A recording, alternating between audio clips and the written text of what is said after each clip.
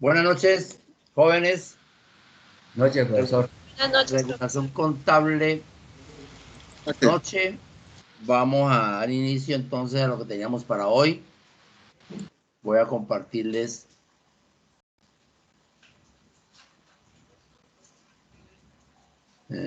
aquí no es.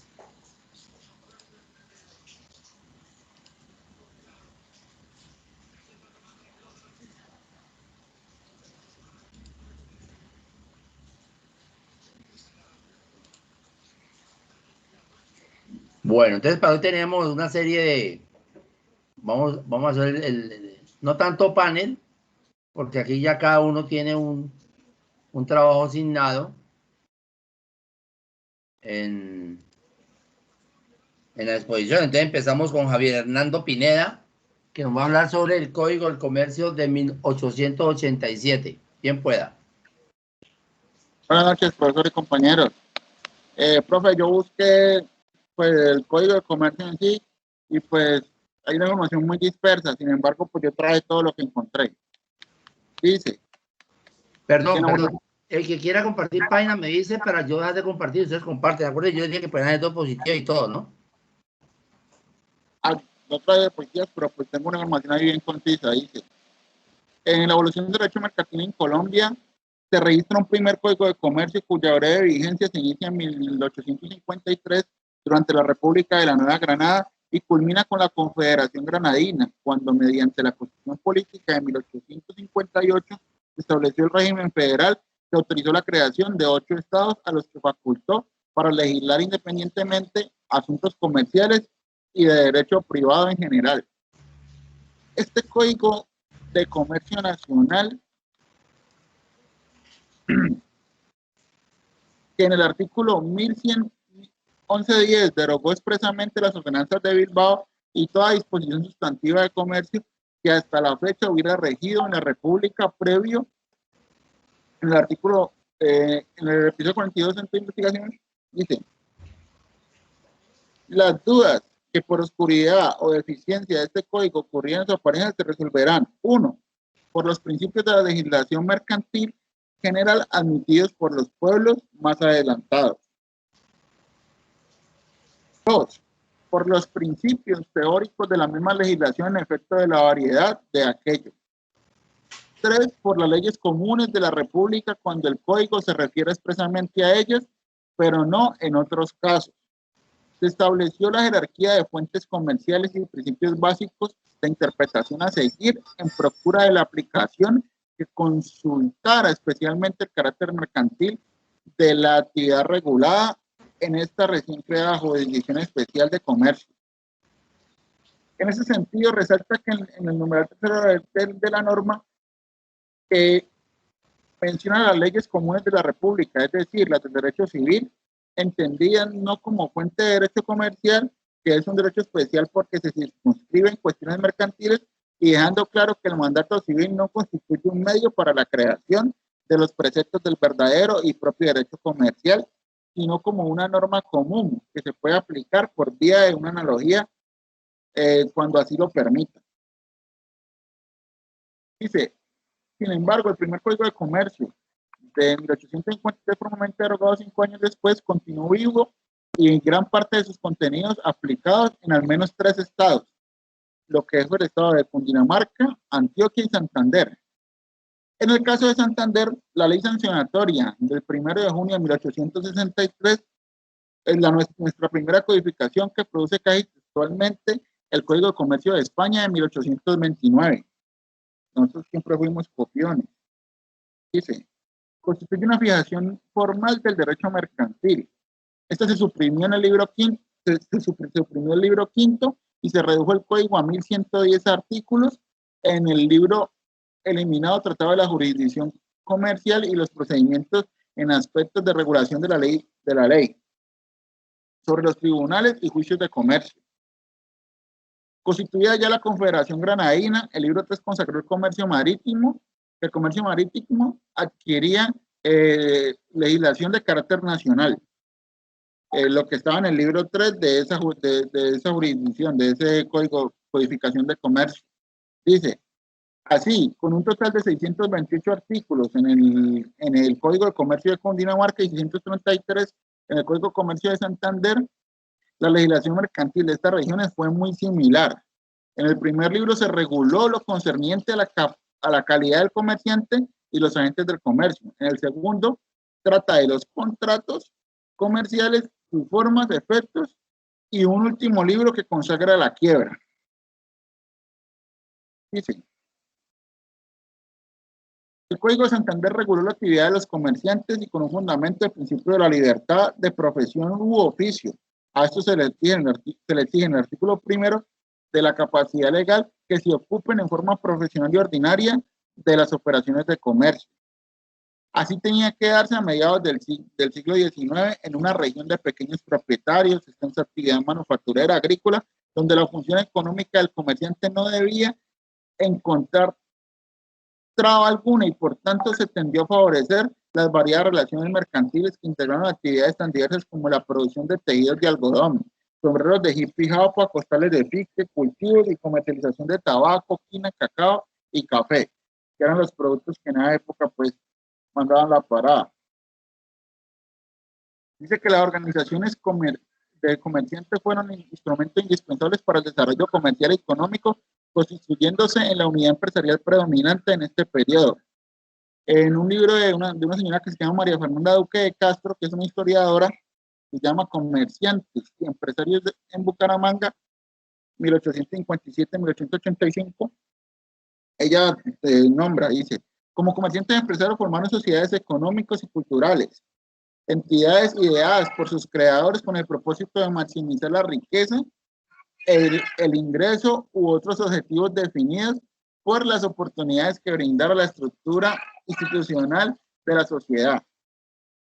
Dice que la flotante economía de la época, el motor de la iniciativa privada santanderiana, se potencia y desarrolla a través de las compañías comerciales que les permitieron intervenir y participar como empresarios en importante número de actividades para diversificar el riesgo de tales empresas.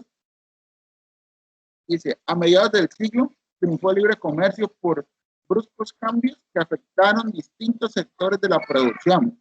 La ruina para muchos agricultores artesanos, especialmente por la decadencia de los tejidos de algodón entre 1848 y 1858. Dice aquí, mientras se producía un auge en la fabricación de sombreros y costales,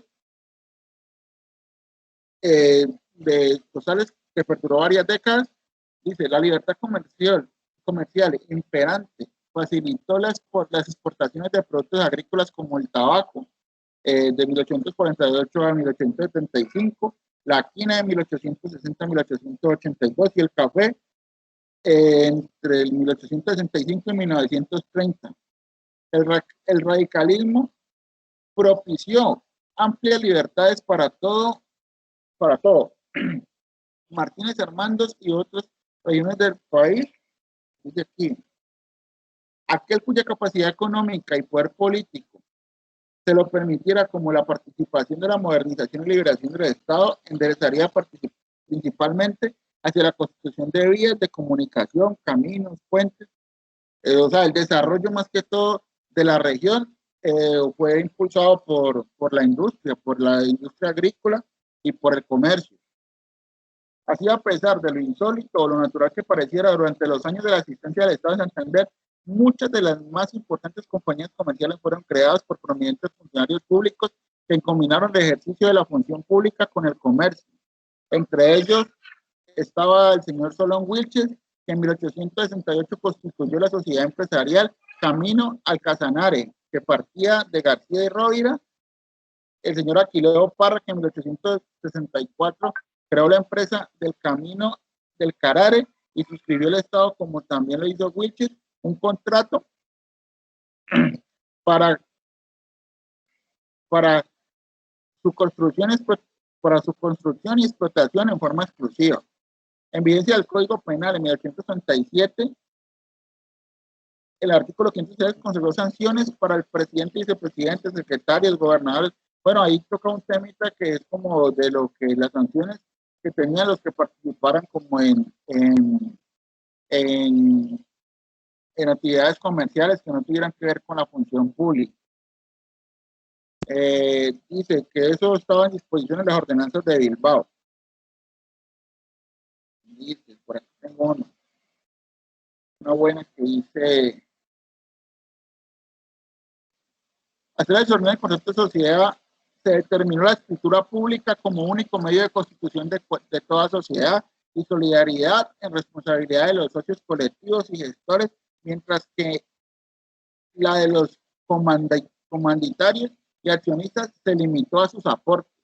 En relación con las anónimas, se permite que los distritos, en su calidad de personas jurídicas, sean asociados, y en ese evento, por razones de seguridad y como garantía del cuidado de los dineros públicos, la compañía no emite cédulas o bonos al portador.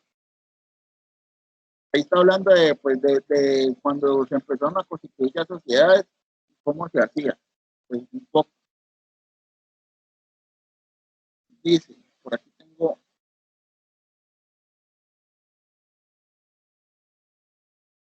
las actividades calificadas de mercantiles por el código no siempre se contemplaron en igualdad de circunstancias. Puede afirmarse que el comerciante principal no está sometido a un régimen legal idéntico al del comerciante denominado agente auxiliar de comercio. Los gobernantes del Estado de Santander y demás funcionarios públicos no estaban inhabilitados para el ejercicio del comercio durante el desempeño de su gestión pública. Los contratos de compraventa mercantil tenían un limitado su contenido y objeto a los bienes muebles y a los créditos. Entonces dice que aunque no está expresamente regulado, el contrato de cambio de trayecticio era la relación jurídica que necesariamente daba origen a la letra de cambio, que era tan solo un documento probatorio. La quiebra se concibió como una institución que protegería los intereses particulares de los comerciantes, acreedores, y como una sanción de la naturaleza penal para el quebrado. El derecho comercial había evolucionado rápidamente y ampliado considerablemente su esfera de aplicación, actualmente íntegra para materias tan diversas como el derecho marítimo, aeronáutico y la propiedad industrial y la protección al consumidor. Eso fue lo que yo separé un poquito, profe, del artículo que encontré y un libro. Bueno, listo. No, eso son como los inicios, lo que hoy día pues está reglamentado, ¿no? La importancia del código del comercio, todos los derechos del comerciante, la parte con la sociedad y todo el cuento. Vamos ahora que nos profundice Francis Lisbeth con el código de comercio actual. Entonces, lleva la palabra ahorita decreto 410 de 1971, código de comercio actual, para Francis Lisbeth Pantoja. Aquí estoy, profe, presente, gracias a Dios. ¿Va a compartir pantalla o algo? Profe, la verdad no las organicé conforme, o sea, la verdad no lo escuché cuando me dijo, las hice en diapositiva, pero están un poquito regadas. Si usted gusta, ahorita cuando termine, las mando al grupo para que los muchachos la tengan. Y bueno, usted también. Vale, listo. Para la cámara, pues. Ay, sí. Obvio. Es que estoy quemada, profe, fui a la marcha y estoy... ¿Quemada? ¿Y qué pasa? ¿Va a quemar la pantalla o qué? Uy, profe, vea. No, pues le doy el techo. Estoy viendo el techo, bonito el techo suyo. Excelente, profe. Listo.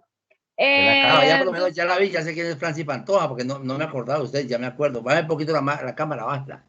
¿Lista? Ahí se ven los ojos. Listo. Voy a empezar con los antecedentes, ¿vale? Desde la colonia, nuestra legislación en materia... Dame un segundito, profe, yo...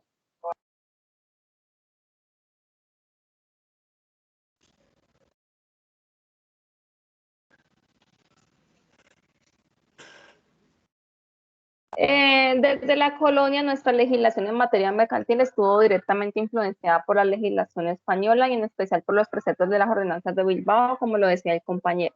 Dentro de las leyes mercantiles expedidas con posterioridad a la independencia, vale la pena resaltar las siguientes. La ley 23 de mayo de 1835, en la que se dispuso que cuanto las partes no fijaran intereses en los contratos de mutuo si el negocio era comercial, se entendía pactada por el 6% anual y el 5% a los demás negocios. Esta es una breve historia que les voy a dar, ¿vale?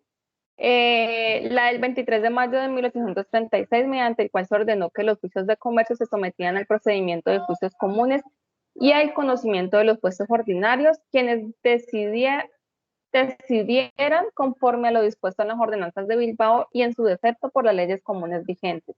La ley 25 de mayo de 1884 sobre comercio de cabotaje y costanero. La del 4 de mayo de 1852 que estableció la jurisdicción especial del comercio. La del 16 de junio de 1853 que desarrolló la anterior y en su artículo primero dispuso que en todas las cabeceras del circuito en las que se crea conveniente la legislatura provincial se establece un tribunal de comercio a cargo de un juez que, actuando como su secretario, conocerá privativamente de todos los negocios comerciales comprendidos en el Código Sustantivo de la materia y de las tercerías en juicios de comercio. Esta iniciativa se vio frustrada por la instauración del régimen federal. Desde ahí nace el primer Código del Comercio, que fue expedido mediante la ley primera del 1 de junio de 1853, el cual recoge casi textualmente el Código del Comercio de España de 1829, del cual se suprimió el libro quinto sobre jurisdicción comercial y procedimientos. Cuestiones estas que fueron reguladas por la ley del 16 de junio de 1853 ya citada. Dicho código constaba de 1.110 artículos, el último de los cuales dispuso que quedaban derogadas las ordenanzas de Bilbao y todas las disposiciones sustantivas que sobre todo comercio hasta ahora hayan regido en la República. Nos sigue con la Confederación Granadina. La República adoptó este nombre en la Constitución Política de 1858 que estableció el régimen federal. En ella se autorizó a los estados soberanos Antioquia, Bolívar, Boyacá, Cauca, Cundinamarca, Magdalena, Panamá y Santander para legislar sobre todos los objetos que no sean atribuidos por esta Constitución a los poderes de la Confederación. Vale decir sobre todo los ramos del derecho privado y el artículo 15 que reservó el gobierno nacional para todo lo concerniente a la legislación marítima y a la del comercio exterior y costanero. Así se originó un divorcio entre la legislación sobre el comercio marítimo y la del comercio terrestre. En efecto, el Código de 1853 quedó con vigor con carácter de comercio nacional. El libro segundo referente al comercio marítimo y cada estado, en ejercicio de la facultad constitucional antes indicada, adoptó sus respectivos códigos civiles de minas y de comercio terrestre. Estados Unidos de Colombia, dice. Así se denominó el país en la Constitución Política de 1863, en la cual se perseveró en el federalismo y con un nuevo estado cuya existencia se reconoció el del Tolima. Dice, adscribió al gobierno de la Unión el régimen y la administración del comercio exterior y de cabotaje y costanero de las fortalezas, puertos marítimos, fluviales y secos en las fronteras, diques y demás establecimientos públicos y bienes pertenecientes a la Unión, con lo cual se hizo extensiva la del comercio fluvial, la facultad de legislar para todo el país sobre el comercio marítimo. El Código del Comercio Marítimo dice que es un comercio marítimo y estuvo regulado en Colombia hasta 1870 por el libro tercero del Código del Comercio, que en 1853 había adoptado la Nueva Granada. La ley 102 del 11 de julio de 1870 sustituyó el libro 3 de tal código por el denominado Código de Comercio para los Estados Unidos de Colombia, trasunto fiel del libro tercero del Código del Comercio de Chile de 1865, que versaba sobre comercio marítimo. La ley 10 de 1873 sustituyó al artículo 31 y derogó el 36 de este código, el cual se editó en 1874, luego de la ley 35 de 1875 sobre comercio fluvial. Dispuso que las normas sobre el comercio marítimo fueran aplicadas al comercio fluvial. De aquí pasamos al Código del Comercio Terrestre y pues tuvieron unas cuantas como el Estado Soberano de Panamá, el Estatuto Comercial de Chile, el comercio marítimo por ser materia atribuida al gobierno de la Unión, Y vamos a hablar aquí del segundo Código del Comercio. Este se impuso en la Constitución Política de 1886 y fue abolido en el federalismo y se reconstituyó a Colombia como una república unitaria. Después de este segundo, ya viene el tercer Código del Comercio, que es el que fue expedido mediante el decreto 410 de 1971, dictado en ejercicio de las facultades confederinas al presidente de la República por el Congreso Nacional en el artículo 20, numeral 15 de la Ley 16 de 1968. Tiene una estructura. La división y nomenclatura del código son los comúnmente usadas en la técnica legislativa del país, al saber, libros, títulos, capítulos, secciones, artículos y párrafos. Y parágrafos. La materia regulada aparece así, como un título preliminar. Entonces, aquí en las diapositivas puse lo del título preliminar. Regálenme un segundito. ¿Vas a compartir? No, profe, es que las tengo desorganizadas, pero lo quiero expresar. O sea, yo lo tengo todo aquí. Dale. Dame un segundito. No sé. Yo lo tengo aquí, mira. Pero es que todavía no están bien organizadas. Solamente pues uno las entiende porque uno las hizo. El Código de Comercio contiene pues contiene las leyes y las normas que rigen el comercio colombiano. Fue creado mediante el decreto 410 de 1971. El primer libro contiene las disposiciones generales sobre los comerciantes y asuntos mercantiles, definiendo y clasificando a los comerciantes, enumerando sus deberes y obligaciones. Aquí también tengo un archivo en Word, donde nos habla de los títulos, capítulos, secciones, artículos y parágrafos. Dice el libro primero, que es el que les acabo de decir que conlleva, es el que tengo en la diapositiva.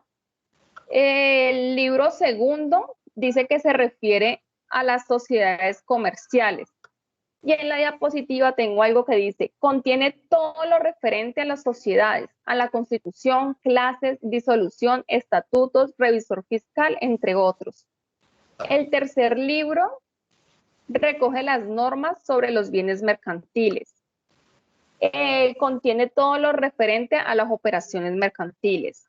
El libro cuarto nos habla de las normas sobre los contratos y las obligaciones mercantiles, y aquí nos habla de los libros comerciales o contables y además de los documentos legales. También tengo un cuadro donde nos dice que el Código del Comercio es creado bajo el decreto 410 de 1971. Se divide en 6 libros o títulos. El libro primero, Comerciantes y Asuntos del Comercio. Comerciantes es el libro primero, contiene los comerciantes, los actos y operaciones y empresas, registros mercantiles, libros de comercio, competencia desleal. El libro segundo, Sociedades comerciales, los contratos de la sociedad colectiva, cámaras de comercio, sociedad anónima, sociedades en comandita. El libro tercero nos habla de bienes mercantiles, establecimientos de comercio, propiedad industrial, títulos y valores. El libro cuarto nos habla de las obligaciones mercantiles, obligaciones en general, compraventas y permutas, contratos, fiducias, cuentas corrientes, depósito y prendas. El libro quinto nos habla de las navegaciones, naves y su propiedad, agente marítimo, capitán, tripulación, transporte marítimo. Y el libro sexto nos habla de los procedimientos, arbitrariamiento, regulación por peritos, quiebra y concordato preventivo. El Código del Comercio es un conjunto de normas del derecho mercantil. Está ordenado, sistematizado y es unitario. Dice, tiene como objetivo establecer la base del derecho comercial. Regula las normas del comerciante. Un comerciante es la persona que se dedica a realizar actividades mercantiles. Son actividades comerciales, la adquisición de bienes, adquisición de títulos, préstamos de dinero, operaciones bancarias, establecimientos de comercio, prestaciones de servicios y agencias de negocios. La regulación de las normas de los comerciantes dice, las normas estipuladas se rigen en todo el territorio nacional. Nos habla de los deberes de los comerciantes, este decreto 410. Los deberes de los comerciantes son matricularse en el registro mercantil, inscribirse en el registro mercantil, actos, libros y documentos para controlar y regular, llevar la contabilidad, conservar la correspondencia, documentos relacionados con la actividad económica, denunciar la cesación en el pago de sus obligaciones y abstenerse de ejecutar actos de competencia desleal. Las sociedades mercantiles deben llevar libros contables, libros mercantiles, libros fiscales, y se prohíbe alterar el orden de los asientos y operaciones, dejar espacios, hacer interlineados, raspaduras o correcciones, borrar o tachar, arrancar hojas. Los libros contables están distribuidos en dos: el libro diario, el libro de inventarios y cuentas anuales. Los libros mercantiles, libros de actas y libros de registro de socios. Los actos mercantiles serían mercantiles y no mercantiles. Los mercantiles, tenemos todas las enajenaciones, alquileres, adquisiciones, la compra y venta de bienes inmuebles con el propósito comercial, las compras y ventas, las porciones, acciones, obligaciones, los contratos relativos, títulos de crédito corriente, operaciones bancarias de bolsa o martillo, contratos de seguro de toda especie, las empresas de fabricación, transformación, manufactura y circulación de bienes. Estos pertenecen a los actos mercantiles, y vamos a ver las que no pertenecen y las no mercantiles. Son las adquisiciones de bienes destinados al consumo doméstico, la adquisición de bienes para producir obras artísticas y la enajenación. Las enajenaciones que hayan directamente los agricultores o los ganaderos de los frutos de sus cosechas o ganados en su estatuto natural. Las adquisiciones hechas por funcionarios o empleados para fines de servicio público y las prestaciones de servicios inherentes a las profesiones liberadas. Yo saqué de pronto del título número 1 de comerciantes como lo más relevante y lo más importante que hay precisamente aquí en este Código de Comercio, que fue expedido mediante el decreto 410, ¿no? Dame un segundito, por favor. Yo tenía una fechita exacta de cuándo había sido expedido, creo que en la primera diapositiva. La fecha de expedición de este decreto fue el 27 de marzo de 1971. La fecha de entrada en vigencia fue el 1 de enero de 1972 mediante un medio de publicación, Diario Oficial 33.339 de junio 16 de 1971. Les estaba hablando que del título primero de los comerciantes saqué el artículo 10, que es el primero, dice: son los comerciantes las personas que profesionalmente se ocupan en alguna de las actividades que la ley considera mercantiles. La calidad de comerciante se adquiere aunque la actividad mercantil se ejerza por medio del apoderado, intermediario o interpuesta persona. El artículo 13 nos habla de los efectos legales, que se presume que una persona ejerce el comercio en los siguientes casos: cuando se haya inscrita en el registro mercantil, cuando tenga establecimiento de comercio abierto y cuando se anuncie al público como comerciante por cualquier medio. También me pareció relevante el artículo 14, donde nos habla, dice: son inhábiles para ejercer el comercio directamente o por interpuesta persona los comerciantes declarados en quiebra mientras no tengan su rehabilitación, los funcionarios de entidades oficiales.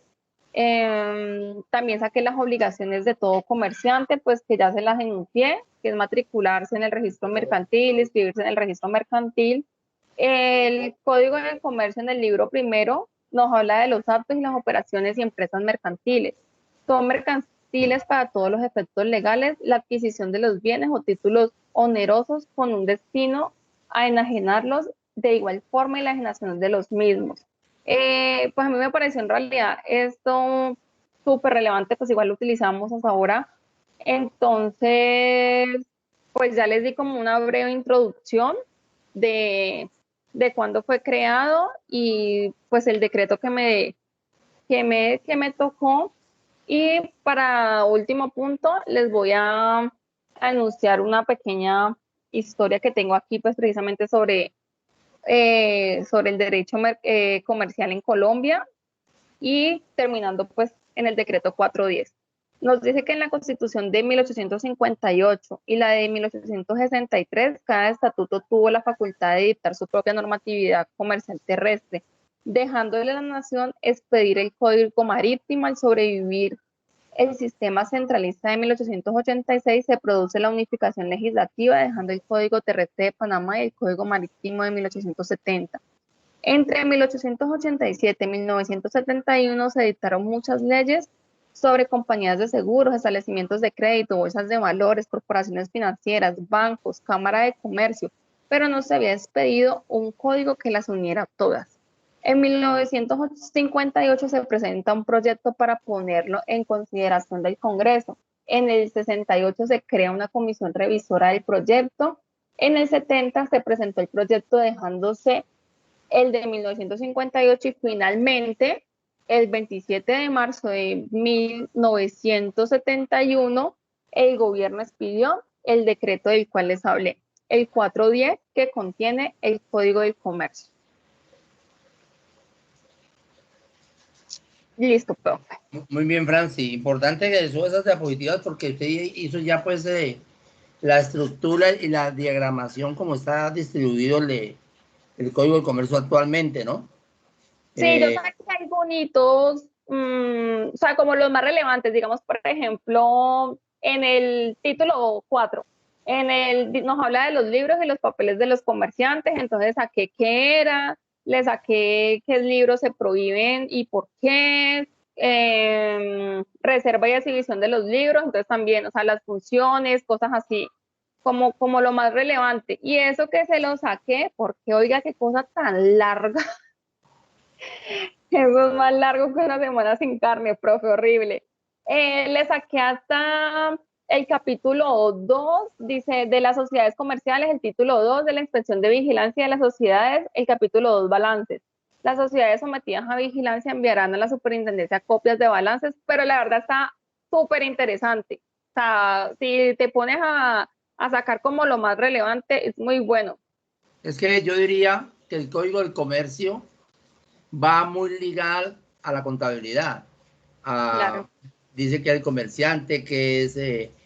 Las funciones, o sea, por qué te pueden sacar, en qué te puedes meter, en qué problema te pueden meter cuando hace algo los contadores. Sí, o sea, es muy bueno. Hasta también viene una parte donde está la parte del revisor fiscal, la Sí, reglamentación, cuándo también me lo puedo declarar tengo. impedido. Por acá lo había sacado. Mire, dice, son funciones del revisor fiscal. Cerciorarse de que las operaciones que se celebren o cumplan por cuenta de la sociedad se ajustan a las prescripciones de los estatutos, a las decisiones de la Asamblea General y de la Junta Directiva. Dar oportuna cuenta por escrito a la Asamblea o Junta de Socios, a la Junta Directiva o al gerente según los casos de las irregularidades que ocurran en el funcionamiento de la sociedad y en el desarrollo de los negocios. Colaborar y velar pues que todo se lleve regularmente la contabilidad de la sociedad y de las actas de reuniones.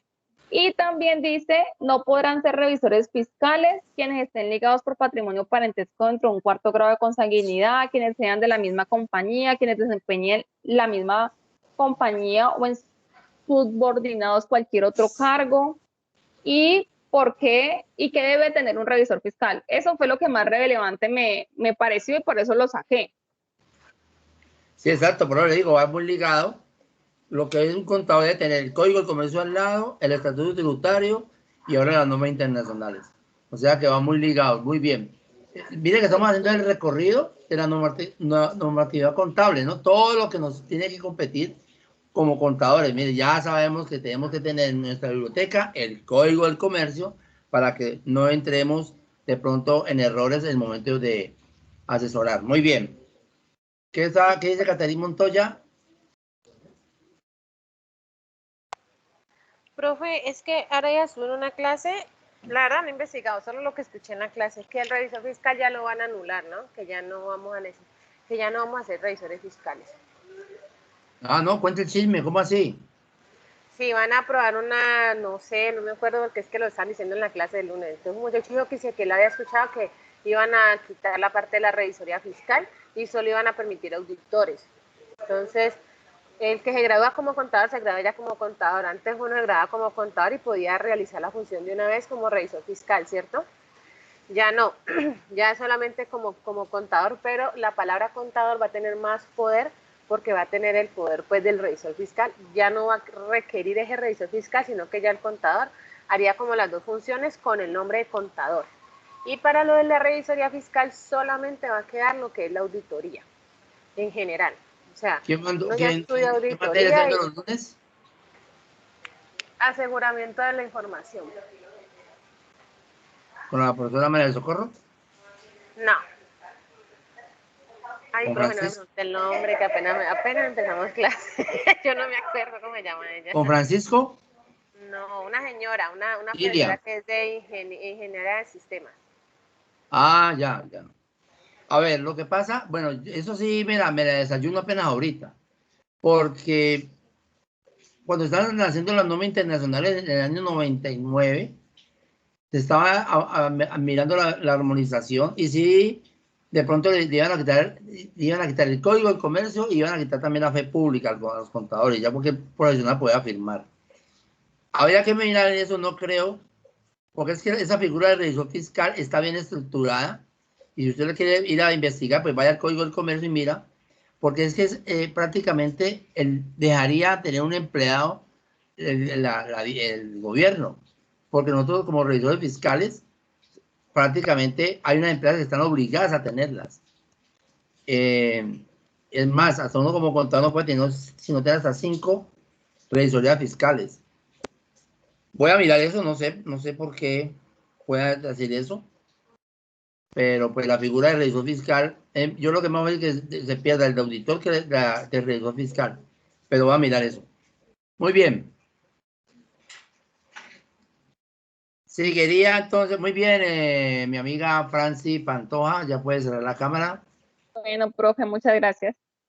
Seguimos en el orden, en ese orden de ideas, vamos a irnos como en el tiempo, acercándonos a la actualidad. Seguiría el decreto 2160 del 86.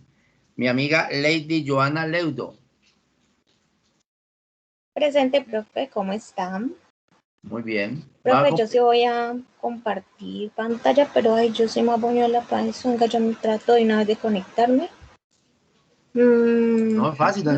Enseguida el micrófono, hay una flechita hacia arriba, ahí te va a compartir. Abre el archivo primero, ¿no? Sí, ya está abierto. Ahora sí vaya al televisorcito. Ah, ¿ya lo están viendo? No. No. Espéreme. Toda la pantalla, ¿cierto? La ventana. No, hay enseguida el micrófono, hay un cuadrito como con una flechita hacia arriba, hunda esa. Ya.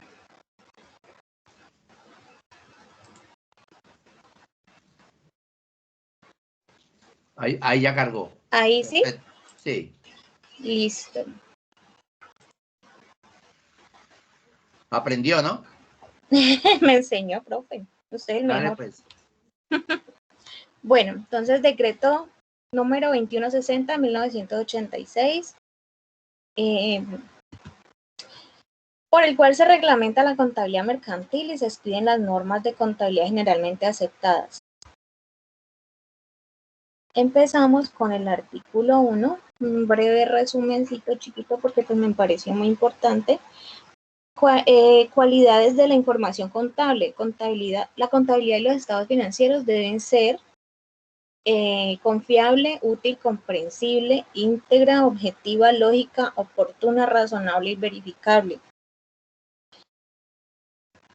El artículo número 2 nos habla sobre las normas contables básicas y sobre la equidad.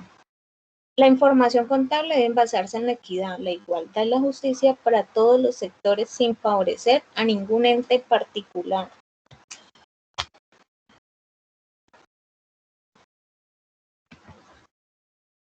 Pasamos al artículo 3, que nos habla sobre ente contable, lo constituye el comerciante, sea persona natural o jurídica. El artículo 4 nos habla sobre bienes económicos de información financiera. se fundamentan en los bienes materiales e inmateriales que poseen valor económico, por lo tanto sean susceptibles de ser valuados en términos monetarios. Seguimos con la continuidad del ente contable. Nos dice que las normas de contabilidad generalmente aceptadas presuponen la continuidad indefinida de las operaciones del negocio, a menos que se indique lo contrario. El artículo 7 nos habla sobre la unidad monetaria. El peso es la unidad monetaria de medida para la contabilidad y la información financiera que se desprende de esta.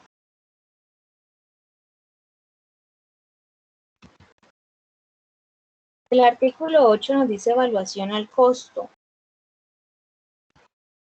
Los hechos económicos que el proceso contable cuantifica se registran al costo, el cual está conformado por la cantidad de dinero convenida.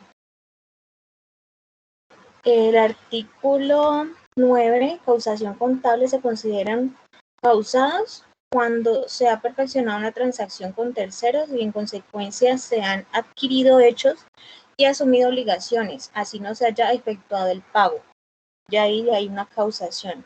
Y B, han ocurrido hechos económicos de origen interno y externo que pueden influir en la estructura de los recursos del ente contable. Perdón, me pasé. El artículo 10 nos habla sobre la prudencia. Ay, perdón. El artículo 11 sobre la uniformidad. Bueno, la prudencia nos dice que sin perjuicio de la norma sobre causación, los ingresos y las ganancias no se deben anticipar, ni sobreestimar, ni subestimar. Los costos y gastos contabilizados deben corresponder al periodo contable. Y las pérdidas, inclusive las probables, deben contabilizarse cuando se conozcan y sean susceptibles de cuantificación. La uniformidad nos dice que deben ser uniformemente aplicadas de un periodo a otro. Especialmente se presentan cambios en las normas técnicas y en los métodos de aplicación de estas. El artículo 12 nos dice clasificación y contabilización. Deben ser apropiadamente clasificados y contabilizados en forma ordenada y sistemática para que puedan ser comprobables y verificables. El artículo 13 nos dice el periodo contable. Se debe emitir la información sobre su situación financiera y el resultado de sus operaciones, identificando la fecha de corte de la información y el periodo que cubre. Aquí no se alcanza a ver. El artículo 14 nos habla sobre la consolidación y combinación de estados financieros.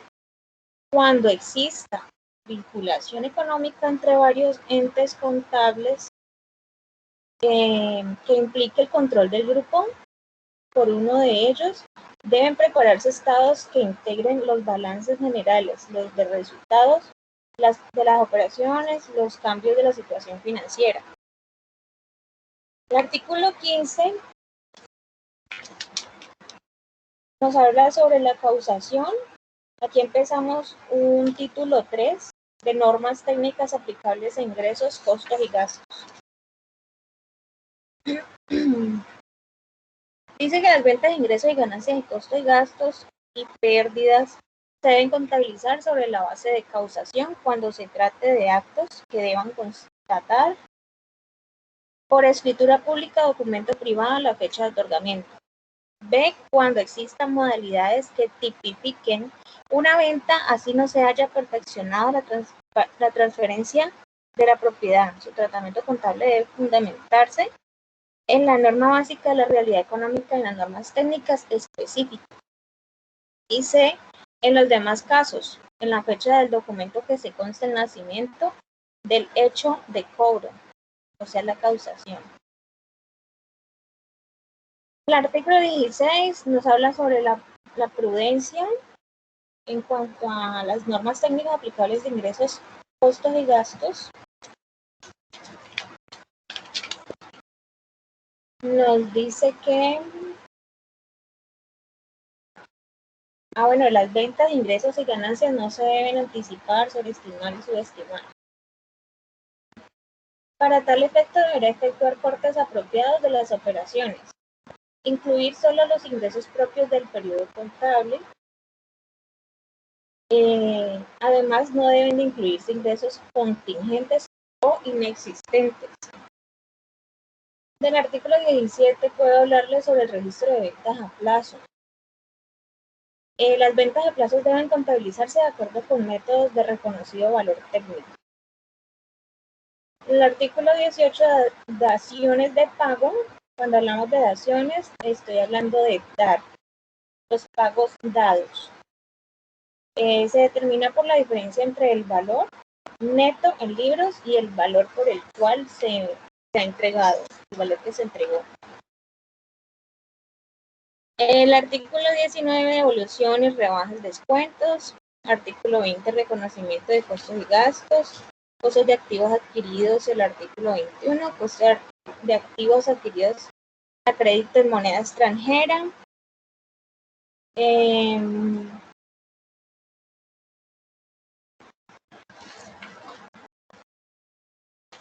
Pasemos por aquí, artículo 23, provisiones, el artículo 25, depreciación, agotamiento, amortización de activos. Dice que se deben registrar en el periodo contable correspondiente. Los gastos por concepto de depreciación, agotamiento, amortización de activos. La amortización de gastos pagados por anticipados debe efectuarse durante el periodo en el cual se reciben los servicios o se causan los costos o gastos. La apreciación debe basarse en la vida útil estimada.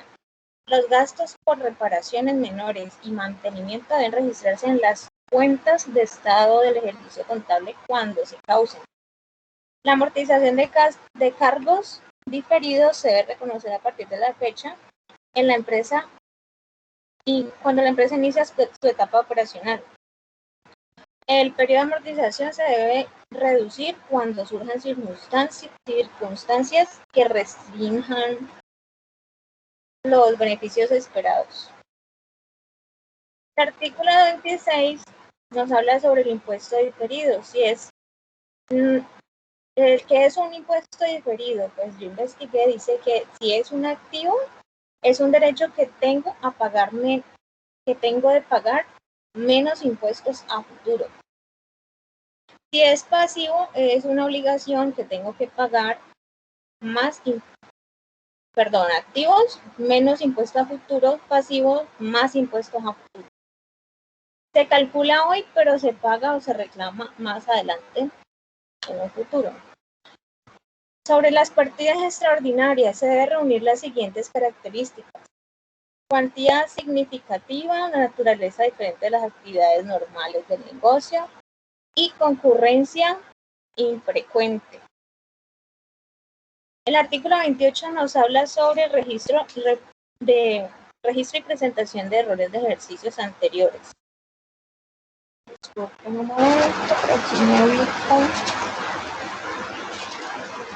El 28.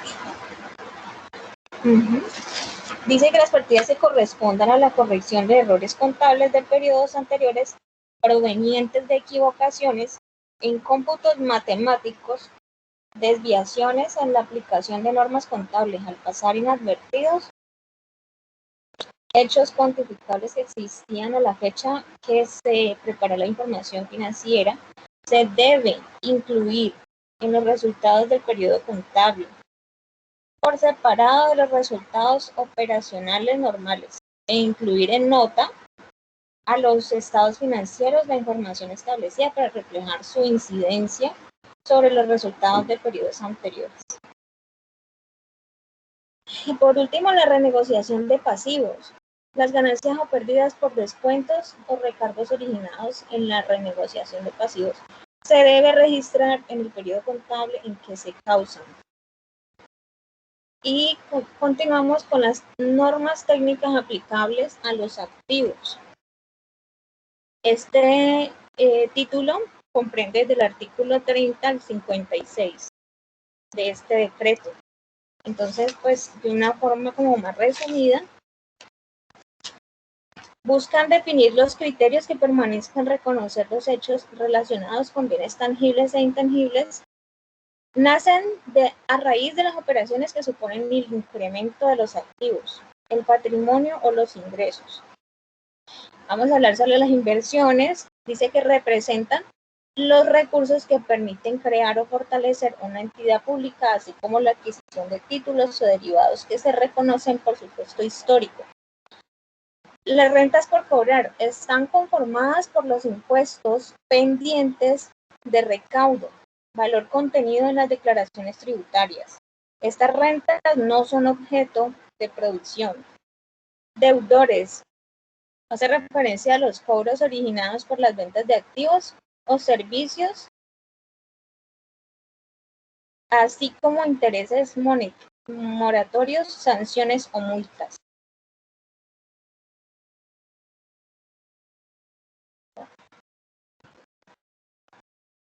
Inventarios. Se encuentran configurados por bienes tangibles e intangibles que pueden ser comercializados, transformados o consumidos en actividades de producción o prestación de servicios. Este corresponde al inventario permanente, porque estamos hablando de inventarios. Propiedad, planta y equipo. Hace relación a los bienes tangibles adquiridos, construidos en tránsito, que se encuentran para atender necesidades sociales. Y por último, para este título, es de otros activos comprendidos entre bienes tangibles e intangibles complementarios para el normal desarrollo del Estado. Son reconocidos por su costo histórico y son susceptibles de actualización.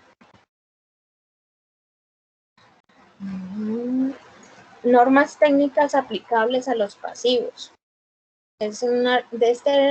Este título comprende el artículo 57 al 67. Dice que corresponden a las obligaciones ciertas o estimadas, que son contraídas por la entidad contable pública derivadas de hechos pasados. Obligaciones ciertas son las que se tienen de forma objetiva y exacta, y las obligaciones estimadas pues son todo lo contrario.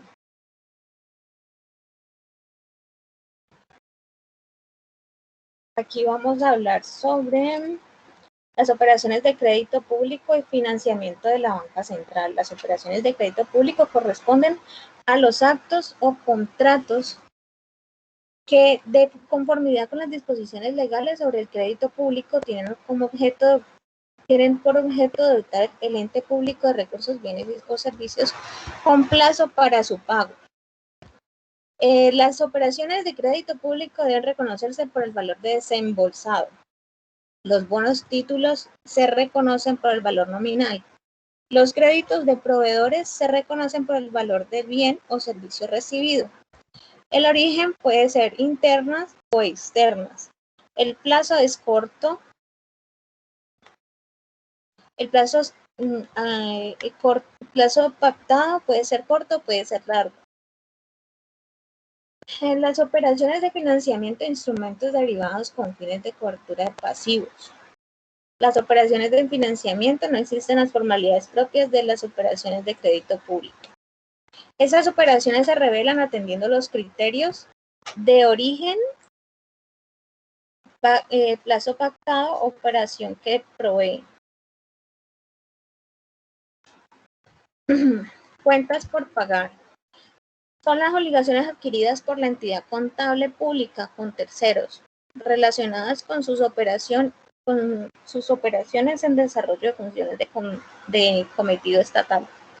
Las cuentas por pagar deben reconocerse por el valor total adeudado, que se define como la cantidad a pagar en el momento de adquirir la obligación. Estas obligaciones deben actualizarse periódicamente de acuerdo a la modalidad de ajuste pactado, reconociendo los resultados del periodo el mayor o el menor valor causado por efecto de ajuste. Obligaciones laborales y de seguridad social. Comprenden las obligaciones originadas en la relación laboral en virtud de normas legales, convencionales o pactos colectivos, así como las derivadas de la administración del sistema de seguridad social integral. Las obligaciones laborales se clasifican de acuerdo a su naturaleza salarial o prestacional.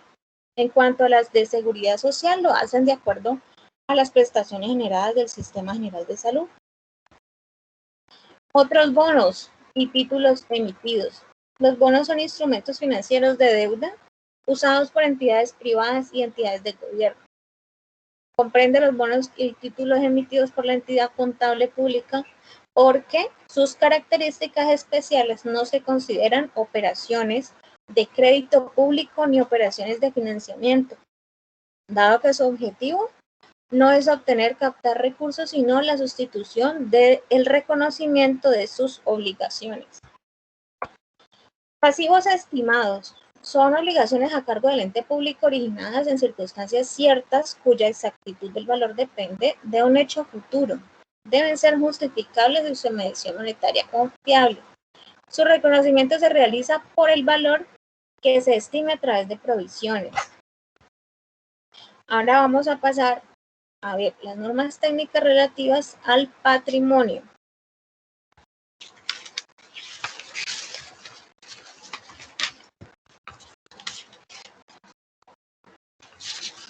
Patrimonio. Este título comprende el artículo 68 hasta el artículo 82 de este mismo decreto.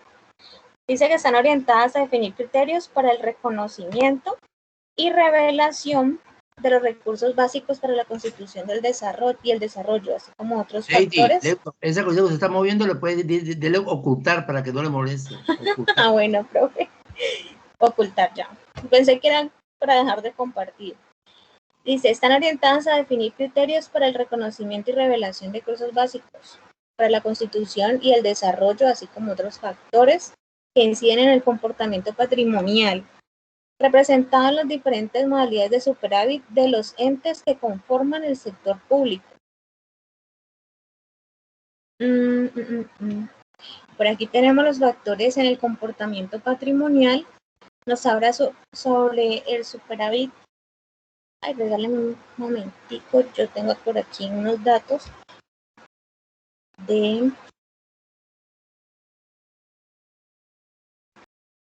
sobre estos superávit.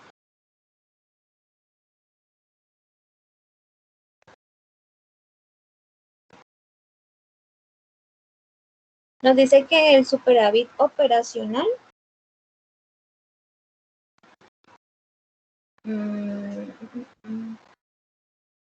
bueno, empecemos por el superávit pagado. Comprende el valor en exceso originado en la venta de acciones o cuotas, partes de interés social con respecto a su valor nominal. El superávit operacional se origina como consecuencia de reconocimiento de ingresos, gastos y costos relacionados con las funciones de cometido estatal en un periodo contable, más los resultados de periodos anteriores que están disponibles. También incluyen las partidas pendientes de las formalidades necesarias para ser capitalizadas, las constituidas con fines específicos en cumplimiento de las normas legales estatutarias. El superávit de evaluación, superávit de evaluación, sí, se deriva de los procesos de valoración técnica y tendientes a la actualización de los activos. Ahora el superávit donado. El superávit donado comprende los bienes y derechos recibidos de terceros sin contraprestación económica destinados a la formación bruta de capital con independencia de la naturaleza del bien o derecho recibido. El superávit incorporado dice que si las donaciones tengan como destino la financiación de gastos, se registran como ingreso.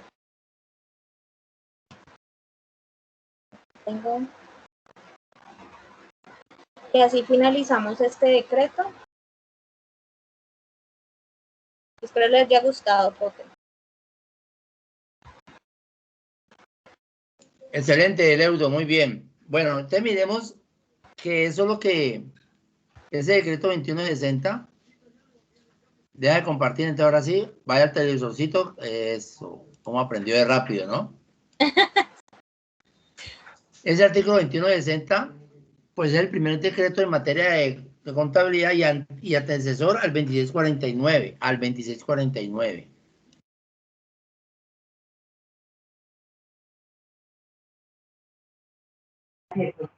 Profe. Profe.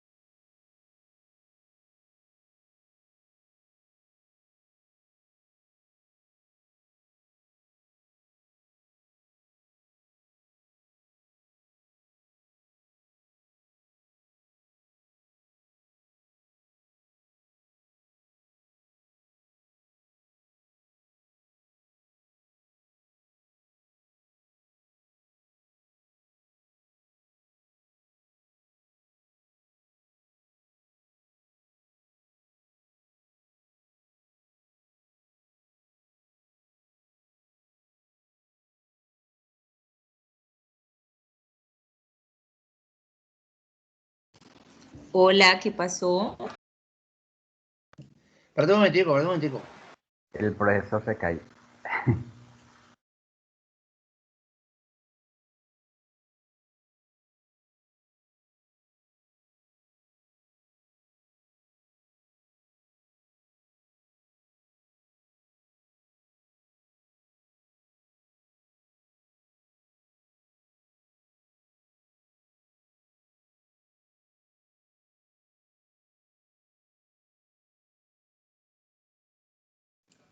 Bueno, ¿qué me iba a preguntar?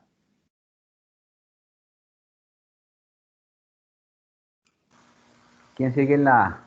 Espérate un momentico, bueno.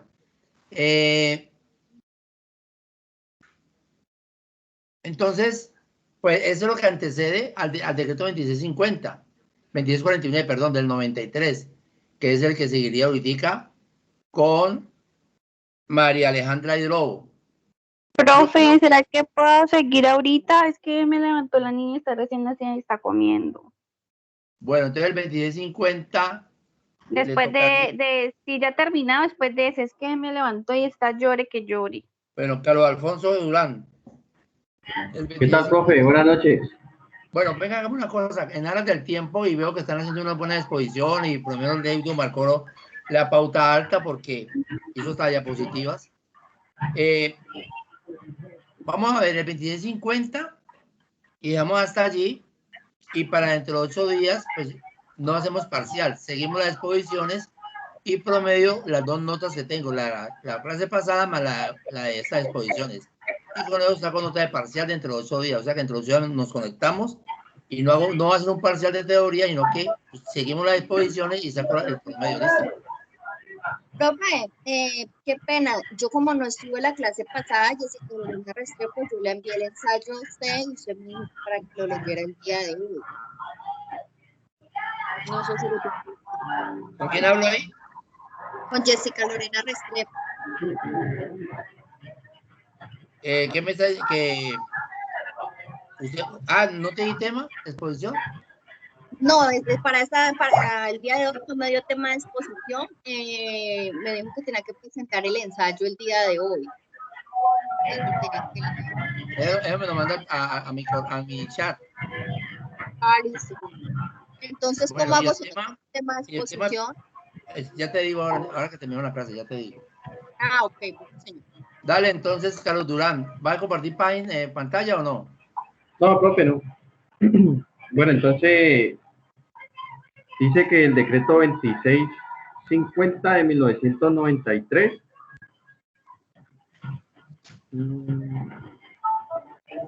está, Está basado en el Plan Único de Cuentas, ¿no? El objetivo del Plan Único de Cuentas es unificar las operaciones económicas de los comerciantes y de esta manera, pues, obtener una información clara, confiable y comparable, ¿cierto? Que el Plan Único de Cuentas deberá ser aplicado por todas las personas que estén obligadas a llevar contabilidad, ya sean naturales o jurídicas, según las especificaciones del Código de Comercio. Las empresas no pueden utilizar ninguna clase de grupos, cuentas o subcuentas que no estén especificados en el Plan Único de Cuentas. Esto está estructurado del catálogo de cuentas, se especifica en 9 clases. Clase 1, que son activos, clase 2, que son pasivos, clase 3, que son patrimonios, clase 4, que son ingresos, clase 5, que son gastos, clase 6, que son costos en renta, clase 7, que son costos de ventas, clase 7, costos de producción, clase 8, cuentas de órdenes de deudores y clase 9, cuentas de órdenes de acreedores, ¿cierto? Se dice que son 6 dígitos para las cuentas. Entonces se dice que el primer número sería la clase, que los 2 primeros números sería el grupo, que los 4 primeros números sería la cuenta y que los 6 primeros dígitos sería la subcuenta, que también se clasifican, que la clasificación de las cuentas serían reales, nominales y de orden, que las reales se conforman por los activos, pasivos y patrimonios que establecen un balance general y que las nominales se basan en los ingresos, gastos y costos, que son los estados de resultados. También dice que las de orden, que son los deudores y acreedores, y son cuentas de orden. No, pues yo la verdad, yo busqué por todos lados, yo solamente, o sea, yo vi un tema muy simplificado ahí, ¿sí me entiende? Unos ingresos, que son cosas, pero pues yo creo que eso sería extenderme mucho y pues yo creo que eso ya lo debe saber cada uno, ¿no? Usted no puede suponer si los otros saben o no saben. Después tal que no. No, pues yo lo tengo aquí, si quieres yo lo digo. ¿Qué tiene ahí? Entonces se dice que lo que son los activos, lo que son los ingresos, ¿sí me entiendes? Las definiciones por cada uno. Entonces, por favor.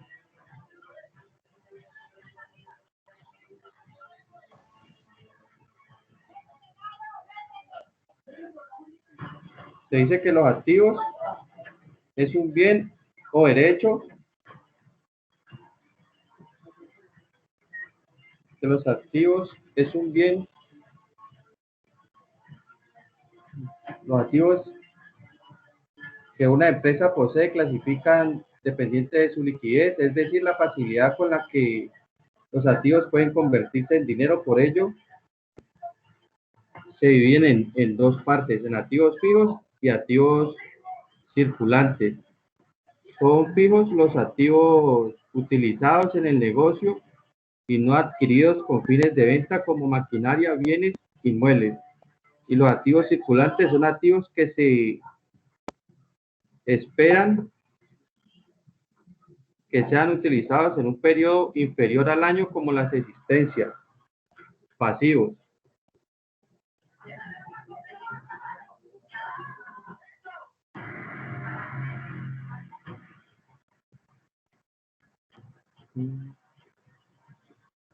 Desde el punto de vista contable, representan las deudas y obligaciones con las que una empresa financia su actividad y le sirve para pagar su activo. También se conoce con el nombre de estructura financiera, capital financiero, origen de los recursos y la financiación ajena, patrimonio.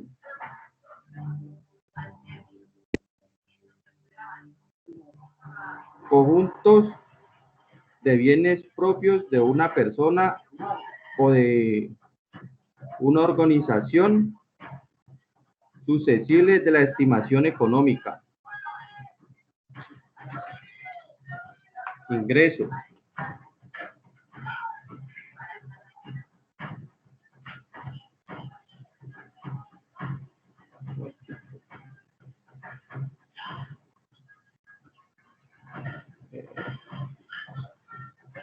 Se dice que un ingreso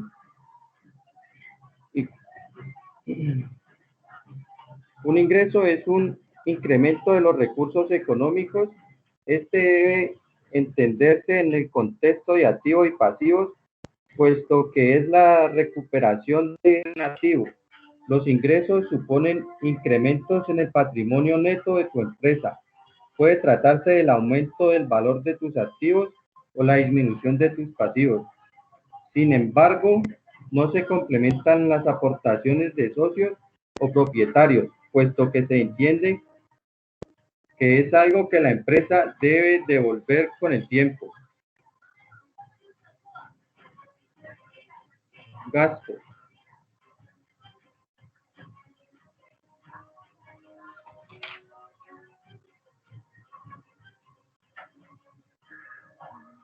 Se dice que un gasto es un egreso o salida de dinero de una persona o empresa debe pagar para acreditar su derecho sobre un artículo o a recibir un servicio. Sin embargo, hay bultos y diferencias entre los dineros que se destinan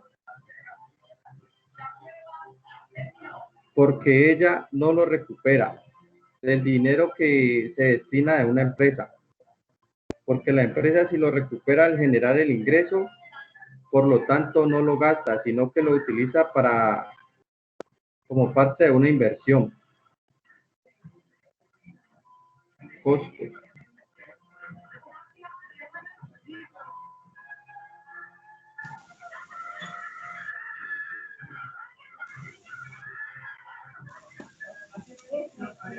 Se define como costos al valor que se da a un consumo de factores de producción dentro de la realización de un bien o un servicio como actividad económica. Dentro de este deterioro o utilización de factores que suponen la creación de costos se incluyen el pago a trabajadores, gastos derivados de la actividad económica, como servicio de marketing o la compra de mercancías.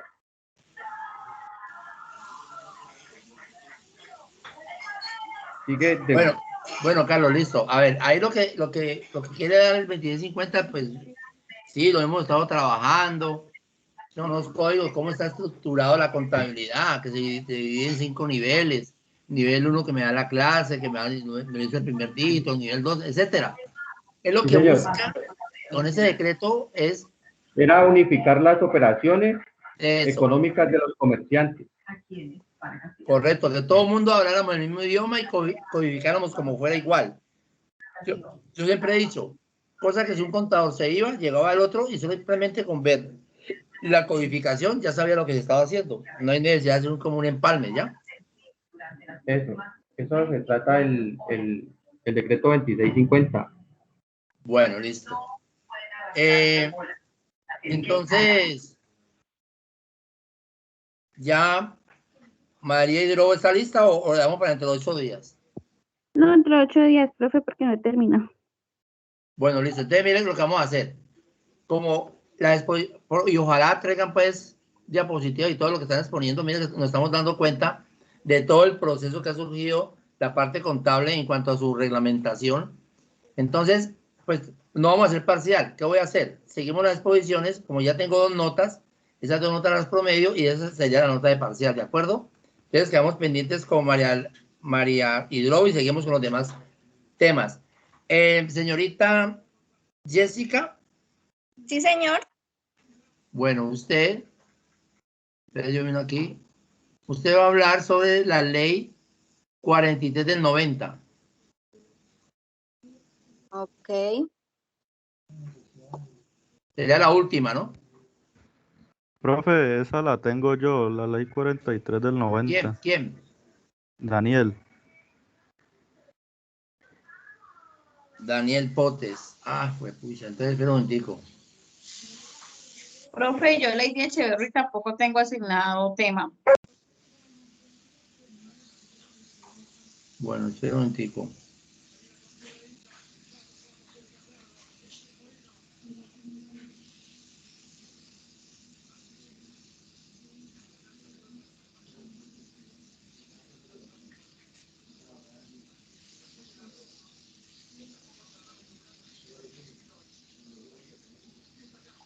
Aquí está prácticamente están todas las leyes aquí. ¿Quién tiene la ley 58? Del 1931, ¿que no tiene nadie?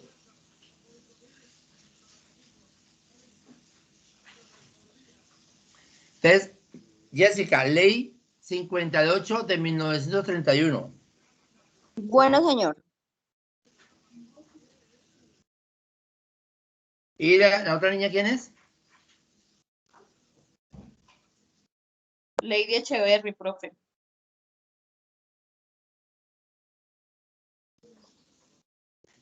Ley, el decreto 126 de 1940. Perdón, digo, aquí hay una ley que yo, ley 145, ¿está por aquí? Sí, profe, yo tengo la 145. Ah, ya la tiene listo. Entonces veamos aquí, está. Decreto 126 de 1945. ¿Cuál es el nombre suyo? Lady Echeverry, profe. Es de Viviana. Sí, profe. Listo. Bueno, entonces, Profe, ojalá pues preparen como la exposición profe, y todo. Dígame. soy Juliana Díaz. Lo que pasa es que yo no estoy ahorita que llamaron a lista. No sé si ya me apuntó.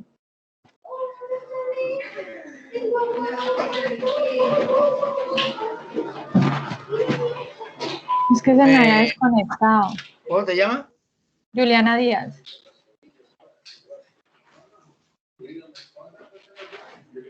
Díaz, ¿cuál Díaz? Díaz Montilla. Juliana Díaz, no, ya la he chuleado, yo ya vi cuando había entrado. Ah, bueno, gracias. Profe, y yo llegué tardecito, Marlene Albornoz. Ay, ya ve. Ya tengo aquí también, yo me doy cuenta cuando van entrando. Gracias. Entonces, para no ser parcial, seguimos las exposiciones y saco el promedio, ¿de acuerdo? Sí. Bueno, entonces ya saben que Leudo puso el punto muy alto con las diapositivas. Profe. Gracias, profe.